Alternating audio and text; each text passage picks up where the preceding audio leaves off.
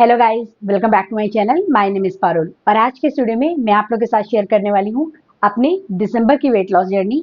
इसमें भी मैं रुजुता दिवेकर मैम की डाइट प्लान से ही इंस्पायर्ड होकर डाइट प्लान फॉलो कर रही हूँ। बस उसमें मैंने थोड़े से चेंजेस किए हैं अपने अकॉर्डिंगली, जो मेरे स्केड्यूल में फिट होते हैं और जो मेरी लाइफस्टाइल के साथ भी बिल्कुल मैच होते हैं। तो इसके लिए मैंने थोड़े थोड़े से चेंजेस किए हैं, वो मैं आप लोग के साथ शेयर करूंगी। अगर मैं बात करूं अपने डे 1 की, यानी कि दिसंबर ऑफ 1 की, तो उस दिन भी मैंने अपनी मॉर्निंग की स्टार्ट वैसे ही की थी जैसे कि रुजुता दिवेकर मैम कहती हैं। मैंने सबसे पहले सुबह उठते ही प्लेन पानी पिया था, लेकिन इसके बाद मैं नॉर्मली 30 मिनट्स के अंदर अपनी फर्स्ट मील ले लेती थी, जिसमें मैं लेती थी सोक्ड नट्स। लेकिन अब मैंने ये चेंज किया है कि ये मैं सोक्ड नट्स नहीं लेती हूँ, क्योंकि मैं 6:15 के अराउंड उठती हूँ, तो मैं 7 o'clock से पहले अपने ये नट्स ले लेती थी। और रात को जब मैं खाना खाती थी तो मैं 8 o'clock के अप्रॉक्स लेती थी, तो खत्म करते करते 8:30 हो जाते थे। तो वैसे भी ऐसा कहा जाता है कि अगर आप पहले की भी बात करें तो एंशियंट टाइम में ये होता था कि हम संध्या के बाद, यानी कि शाम के बाद कुछ नहीं खाते थे। लेकिन अब वो हमारा लाइफस्टाइल इतना चेंज हो गया है कि हमारा डिनर टाइम थोड़ा चेंज हो गया है, तो हम थोड़ा लेट खाना खाते हैं। और मॉर्निंग में अगर पहले सुबह उठते ही खा लेते थे, क्योंकि तब तक उनको 12 से 13 घंटे हो गए होते थे खाना खाए हुए। लेकिन अगर मैं इस तरीके से देखूं तो मैं 8:30-9 बजे तक अपना खाना खत्म करती थी और मॉर्निंग में सुबह 7 बजे ही अपनी फर्स्ट मील ले लेती थी। तो इस तरीके से उसमें बहुत ज़्यादा गैप नहीं होता था। तो इस गैप को थोड़ा मेंटेन करने के लिए मैंने क्या किया है, मैंने अपनी फर्स्ट मील जो है वो ब्रेकफास्ट के साथ ही क्लब कर दी है। तो वैसे मैं नॉर्मली ब्रेकफास्ट जो है वो 9:30 के अराउंड लेती थी, और मैं जो अपना डिनर है वो मैं 8 o'clock के अराउंड सर्व करती थी। तो अब मैंने उसको क्या किया है, मैं उसको 7:30 के अराउंड सर्व करती हूँ, तो वो 8 o'clock से पहले मैं फिनिश कर देती हूँ। और मैं अपनी जो ब्रेकफास्ट की टाइमिंग है उसको 9:30 से मैंने 10 o'clock कर दिया है। तो इसमें अप्रॉक्सीमेट 14 आवर्स का गैप हो गया है। और इस तरीके से क्या होता है कि आपका जो डाइजेस्टिव सिस्टम होता है उसको भी अच्छा सा एक रेस्ट मिल जाता है। तो मैंने अपनी जो फर्स्ट मील है वो मैंने ली थी 10 o'clock के अराउंड, लेकिन मैंने कुछ ज़्यादा चेंज नहीं किया है। मैंने सिर्फ अपने पोर्शंस जो हैं वो थोड़े से कम करने की कोशिश करी है, क्योंकि लास्ट फ्यू डेज से मैं ये चेक कर रही थी कि मेरी डाइट में कहाँ पर और कमी है और मैं उसको किस तरीके से और सुधार सकती हूँ। तो मैंने ये देखा कि मेरा जो कार्ब का कंटेंट है वो थोड़ा ज़्यादा है। तो इस वजह से क्या होता है कि मैं दिन में भी लेथार्जिक फील करती रहती हूँ और रात में भी मुझे सोने में थोड़ा सा डिस्टर्ब फील होता था। तो मैंने अपने कार्ब का पोर्शन कम किया। उससे क्या हुआ कि मैं जब भी कार्ब लेती थी, यानी कि रोटी, ब्रेड या फिर इस तरीके से, तो उसके साथ कोई ना कोई फैट का भी कंटेंट ऐड हो जाता था। जैसे कि अगर मैं ब्रेड ले रही हूँ तो मैंने उसमें बटर लगा के उसको सेका है। अगर मैं रोटी ले रही हूँ, भले ही थोड़ा सा, लेकिन मैं उसमें देसी घी भी लगाती थी। तो इस तरीके से फैट भी थोड़ा बढ़ जाता था। तो जब मैंने अपने कार्ब को थोड़ा सा कंट्रोल करने की कोशिश करी तो उसके साथ साथ ही थोड़ा सा फैट भी कंट्रोल में हो गया था।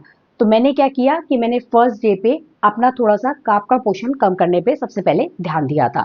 कि अगर मैं ये कहूँ कि ब्रेकफास्ट में, तो ब्रेकफास्ट में मैंने सुबह सबसे पहले उठते ही 5 टोस्ट आलमंड के साथ साथ अपना जो ब्रेकफास्ट लिया था, मैंने वो लिया था ब्रेड ऑमलेट। तो मैंने क्या करा था कि पहले जो मैं ब्रेड स्लाइस लेती थी वो मैं 2 स्लाइस लेती थी, लेकिन उस दिन मैंने सिर्फ एक ही स्लाइस ली थी। और इस तरीके से क्या हुआ था कि एक स्लाइस कम हो गई थी, तो थोड़ा सा फैट भी कम हो गया और कार्ब भी कम हो गया। और इसके साथ मैंने बहुत छोटा सा एक चेंज ये किया था कि बीच में मैं क्या कर रही थी कि मैं घर पर चटनी नहीं बनाकर रख रही थी, कि जो नॉर्मली मैं ग्रीन चटनी धनिया और पुदीने की बनाकर रखती हूँ, तो मैं बाहर की ग्रीन चिली सॉस ले रही थी, मैं केचप के साथ अपना ब्रेकफास्ट ले रही थी। तो मैंने क्या किया, मैंने वो घर पर ही चटनी बनाकर रखनी स्टार्ट कर दी दोबारा से। तो मैंने इसको घर की बनी हुई ग्रीन चटनी के साथ लिया था। इसके साथ ही मैं 1 कप चाय भी लेती हूँ, उसको भी मैंने थोड़ा सा पोर्शन कम कर दिया, यानी कि मैं कभी हाफ कप या फिर कभी 3/4 कप अब उसको लिया करूंगी। लेकिन मैं उसमें थोड़ी सी देसी खांड ऐड करती हूँ। मैं शुगर काफी टाइम से अवॉइड कर रही हूँ। मैं जो प्रोसेस शुगर होती है वो नहीं ले रही हूँ, मैं देसी खांड ले रही हूँ उसकी जगह।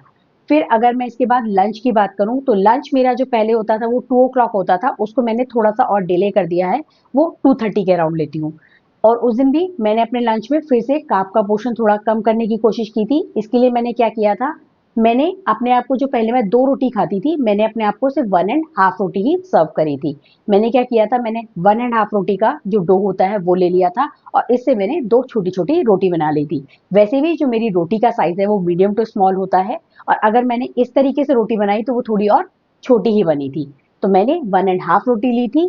और इसके साथ मैंने क्या किया था, मैंने, क्योंकि सुबह भी अपना कार्ब का पोर्शन थोड़ा कम रखा था, तो मुझे ये लग रहा था कि ऐसा ना हो कि रात होते होते मुझे क्रेविंग होने लगे मीठे की, क्योंकि मैंने खाना कम खाया है। मेंटली तो मुझे इस चीज़ का पता ही था, मुझे ऐसे भूख नहीं लग रही थी, लेकिन मेंटली मुझे ऐसा लग रहा था कि ऐसा ना हो कि शाम होते-होते मुझे बहुत ज़्यादा क्रेविंग होने लगे या फिर मैं रात को ओवर ईट ना कर लूँ। तो मैंने अपना जो कार्ब का पोर्शन कम किया था, उसको मैंने फाइबर से रिप्लेस कर दिया था। यानी कि मैंने 1 सब्जी की जगह 2 सब्जी ली थी। मैंने पेठे की सब्जी ली थी और मैंने थोड़ी-सी मटर मशरूम की सब्जी भी ली थी। और एज़ यूजुअल जैसे कि मैं दोपहर में लेती हूँ, मैंने थोड़ा-सा क्यूकम्बर का सैलेड लिया था और बीटरूट का रायता लिया था।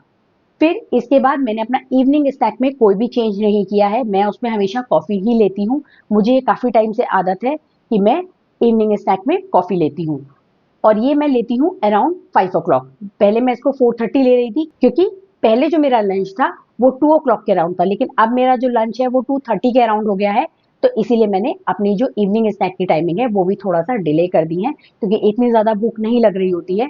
लेकिन मेरे को आदत है तो ऐसा ना हो कि मुझे 6 बजे के आस-पास बहुत ज़्यादा लगने लगे कि मुझे कॉफ़ी पीनी है, तो इसलिए मैंने 5 बजे के आस-पास ही अपनी कॉफ़ी ले ली थी।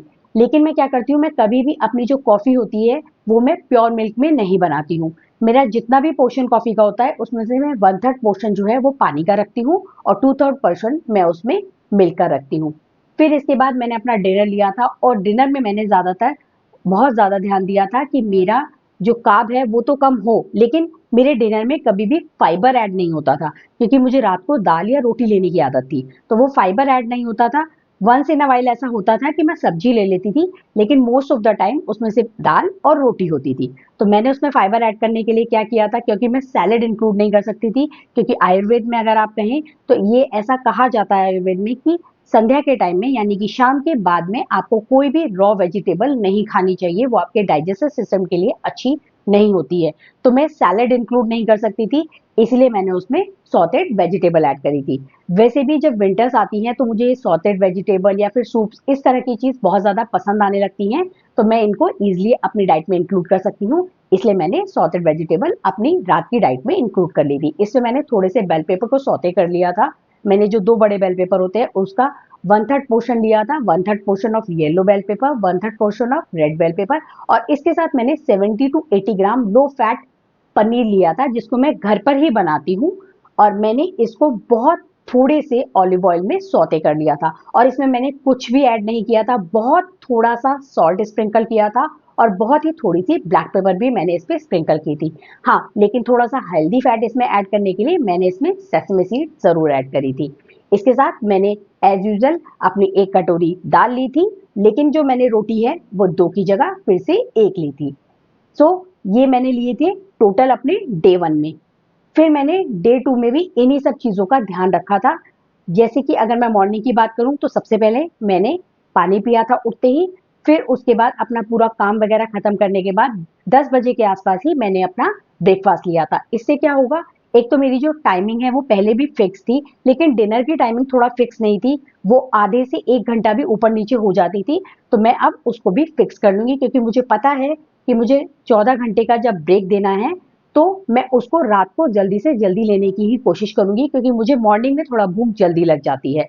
रात में इतनी मुझे प्रॉब्लम नहीं होती है, अगर मैं उसको जल्दी खा लूँ क्योंकि मेरे सोने की टाइमिंग इतनी ज़्यादा लेट नहीं है, मैं 11 बजे के आस-पास सो जाती हूँ, तो मुझे उसकी इतनी प्रॉब्लम नहीं होती है, लेकिन मुझे मॉर्निंग में क्योंकि मैं सारा काम करती हूँ घर का खुद ही, तो मुझे मॉर्निंग में काम खत्म करने के बाद 9:30 के बाद ऐसा लगने लगता है कि हाँ, अब मुझे ब्रेकफास्ट चाहिए। तो मैं अपनी जो ब्रेकफास्ट की टाइमिंग है इसको और डिले नहीं करना चाहती हूँ, तो इसीलिए मैं ये उम्मीद रखती हूँ कि मैं रात में अपना खाना जल्दी ही खा लूँगी और ये मेरे डाइजेस्टिव सिस्टम के लिए भी बहुत ही अच्छा है। तो मैंने अपना मॉर्निंग का ब्रेकफास्ट 10 बजे ही लिया था और मैंने फिर से अपने कार्ब के पोर्शन पे ध्यान दिया था। तो मैंने क्या किया था कि नॉर्मली जो मैं दाल के पराठे बनाती हूँ, वैसे मैं अपने पराठों में कभी भी दाल के पराठों में अंदर की तरफ घी नहीं लगाती हूँ, यानी कि उसको जब बेलते हैं तो आप जैसे अंदर घी भरते हैं, मैं वो नहीं डालती हूँ। मैं नॉर्मल उसको रोटी की तरह बेलती हूँ और बहुत थोड़े से देसी घी में उसको तवे पे सेक लेती हूँ। मैं अपने दाल के पराठे इसी तरीके से बनाती हूँ। मैंने वो पराठा इसी तरीके से बनाया था, लेकिन मैंने क्या किया था, मैंने 2 की जगह 1 ही पराठा लिया था और प्रोटीन का पोर्शन ऐड करने के लिए मैंने इसके साथ 2 होल एग्स लिए थे। मैंने बॉइल्ड एग्स लिए थे और उसके ऊपर भी मैंने बहुत थोड़ा-सा चाट मसाला स्प्रिंकल किया था। इसके साथ मैंने आधा कप चाय ली थी, जिसमें मैंने हाफ टी स्पून देसी खांड ऐड की थी। फिर इसके बाद क्योंकि मेरे को ऐसा लग रहा था कि बाकी सब तो ठीक हो रहा है, लेकिन जो मेरा फ्रूट है, वो कहीं भी एडजस्ट नहीं हो पा रहा है। तो मैंने ये डिसाइड किया है कि मैं अपना जो मॉर्निंग स्नैक नहीं लेती हूँ वो मैं लूंगी। अगर मुझे ऐसा लगा कि मुझे उस टाइम में भूख नहीं लग रही है तो मैं अपने ब्रेकफास्ट का पोर्शन थोड़ा और छोटा कर लूंगी, लेकिन मैं मॉर्निंग स्नैक लूंगी क्योंकि मेरा फ्रूट कहीं और भी सेट नहीं होता है, तो इसीलिए मैं उसे मॉर्निंग स्नैक में फिक्स कर दूंगी। तो मैंने डे 2 पर अपना ये एक चेंज और किया था कि मैंने फ्रूट लिया था। मैंने अपने मॉर्निंग स्नैक को 12:15 के अराउंड लिया था और उसमें मैंने एक मीडियम साइज का ऑरेंज लिया था। फिर 2:30 के अराउंड फिर से मैंने अपना वही लंच लिया था, लेकिन लंच में क्या था कि सुबह जो दाल का आटा मैंने गूंदा था वो थोड़ा सा बच गया था, लेकिन वो बहुत थोड़ा सा था। तो उससे क्या हुआ था, उससे एक रोटी बन गई थी। सुबह का जो पराठा था वो थोड़ा सा थिक था पराठे की तरह, लेकिन जो मैंने दोपहर में रोटी बनाई थी वो मेरी रोटी की तरह ही पतली थी और उसको मैंने ऐसे ही सिर्फ थोड़े से तवे से पे देसी घी लगाकर उसको सेक लिया था। और इसके साथ मैंने आलू बीन्स की सब्जी ली थी। तो जब आप आलू ऐसी कोई सब्जी खाते हैं तो वो काफी फिलिंग होती है, तो मुझे इतना ज्यादा फील नहीं हुआ कि मैंने अपना कुछ पोर्शन कम किया है। इसके साथ मैंने सैलेड भी ली थी और बीटरूट का रायता भी लिया था। फिर इवनिंग में मैंने सेम कॉफी ली थी जिसको मैंने वैसे ही बनाया था। 1/3 पोर्शन ऑफ मैंने वाटर लिया था और 2/3 portion of low fat milk लिया था। अगर आप लोग भी ये सोचते हैं कि लो फैट मिल्क लेने के लिए आपको स्पेशल अपने लिए अगर लेना हो तो आप कैसे इसको मैनेज कर सकते हैं, तो मैं आप लोग को एक टिप शेयर कर देती हूँ। तो मैं क्या करती हूँ, मैं जब मॉर्निंग में दूध लेती हूँ, मैं अर्ली मॉर्निंग 8 o'clock के अराउंड अपना मिल्क लेती हूँ और उसको बॉईल करके रूम टेम्परेचर पे आने के बाद उसको फ्रिज में स्टोर कर देती हूँ। फिर वो पूरा दिन के लिए रात तक मैं उसको इस तरीके से ही अनटच छोड़ देती हूँ। तो उससे क्या होता है, उसकी जितनी भी फैट होती है यानी कि जो क्रीम होती है वो मलाई की फॉर्म में ऊपर सेट हो जाती है। अगर आप उसको रिमूव कर देंगे तो वो जो आपका मिल्क है वो अपने आप फैट फ्री हो जाएगा, मतलब वो लो फैट हो जाएगा। जितना भी उसमें मैक्सिमम फैट है वो ऊपर आ जाएगा।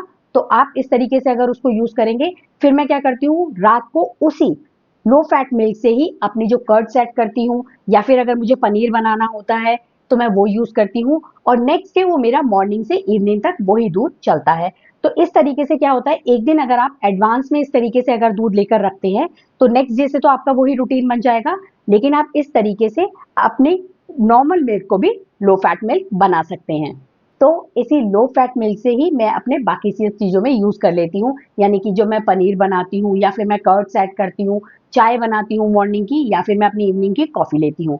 तो इससे भी आपकी कैलोरी काफी ज्यादा बैलेंस हो जाती है। फिर मैंने रात को अपना वही 7:30 के अराउंड अपना डिनर सर्व कर लिया था और उस दिन भी मैंने अपने डिनर में फिर से सॉटेड वेजिटेबल ली थी। बस उस दिन मैंने क्या किया था कि मैंने उसमें थोड़ी सी सेसमी सीड ऐड नहीं करी थी क्योंकि मेरा थोड़ा मन नहीं कर रहा था। तो मैंने थोड़ा सा क्या किया था, मैंने उसमें पहले थोड़ा सा भुना जीरा ऐड कर दिया था और मैंने सेसमी सीड स्किप कर दी थी। इस तरीके से आप कभी कभी अपने टेस्ट चेंज करने के लिए अपना थोड़ा सा चेंजेस कर सकते हैं। मैंने एक रोटी और दिन की बची हुई जो सब्जी थी मेरी आलू और बीन्स की, मैंने वो ली थी। तो ये हो गया मेरे इन दोनों दिनों का डाइट प्लान। और इस डाइट प्लान को स्टार्ट करने से पहले मैंने अपना वेट भी चेक किया था, जो कि मैंने अपने last series Rujuta Diwekar ma'am की जो लास्ट सीरीज मैंने आप लोगों के साथ शेयर की है उसके लास्ट वीडियो में भी आप लोगों के साथ शेयर किया है कि वो मेरा वेट था 69.6 kg। तो मैं अब आप लोग के साथ एक हफ्ते बाद फिर से अपना वेट अपडेट जरूर शेयर करूंगी। So that's it for this video. Hope you like my video. If you like my video, please give it a thumbs up. और इसी तरह के और कंटेंट के लिए please consider subscribe to my channel. Hit the notification bell. Share it with your friends and family. See you soon with another video. Till then, take care. Bye bye.